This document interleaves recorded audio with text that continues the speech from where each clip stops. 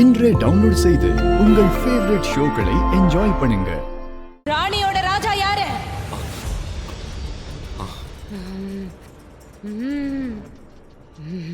நீ எத்தனை தடவை மறுபிறப்பை எடுத்து வந்தாலும் உனக்கு வர சோதனைய நீ சந்திச்சுதான் ஆகணும். போ. சரிங்கம்மா. வயித்து பொள்ளத்தாச்சு யாரு?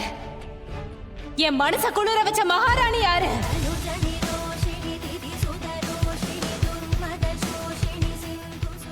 உன் வயித்துல இருக்கிற குழந்தை உன் வயிற்றுக்குள்ளேயே இருக்கிற வரைக்கும் யாருக்கும் எந்த பிரச்சனையும் இல்லை.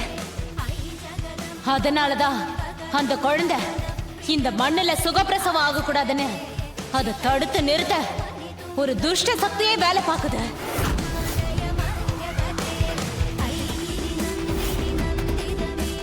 உன்னோட குழந்தை பிறந்துச்சுன்னா அந்த துஷ்ட சக்தியோட சேர்த்து உன் குடும்பத்துல 4 உசுறு போயிடும்.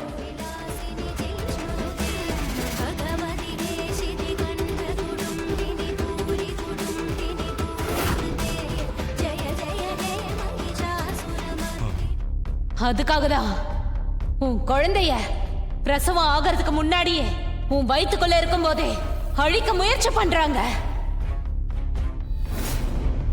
இது எல்லாத்தையும் தாண்டி தெய்வத்தோட அனுகிரகத்தால உனக்கு சுகப்பிரசவம் ஆகி இந்த குழந்தை இந்த மண்ணுக்கு வந்தாலும் அது பிறந்ததுல இருந்து 6 நாளைக்கு பெரிய கண்டம் இருக்கும்.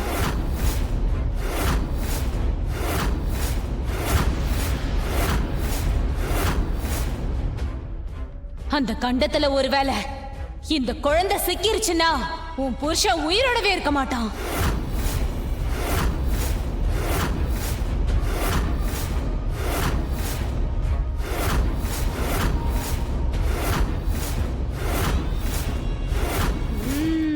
அத்தா, என்னோட குடும்பத்துக்கும் என் வயிற்றுக்குள்ளார இருக்கிற குழந்தைக்கும் எந்த ஆபத்தும் வந்துடக்கூடாது தாயே.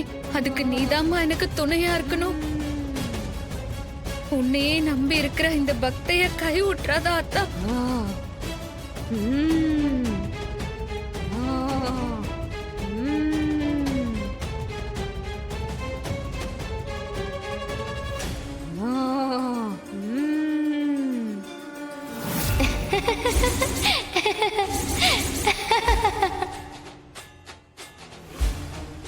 அத்தா, இந்த கூழை குடிச்சிட்டு உன்னோட மனம் குளிர்ந்து மலையேறாத்தா. என் இஷ்டப்பட்டவங்க கொடுக்கறது விஷமா இருந்தாலும் குடிப்பேன். நீ எனக்கு பிடிச்ச கூழையை கொடுத்திருக்க, நான் குடிக்க மாட்டேனா?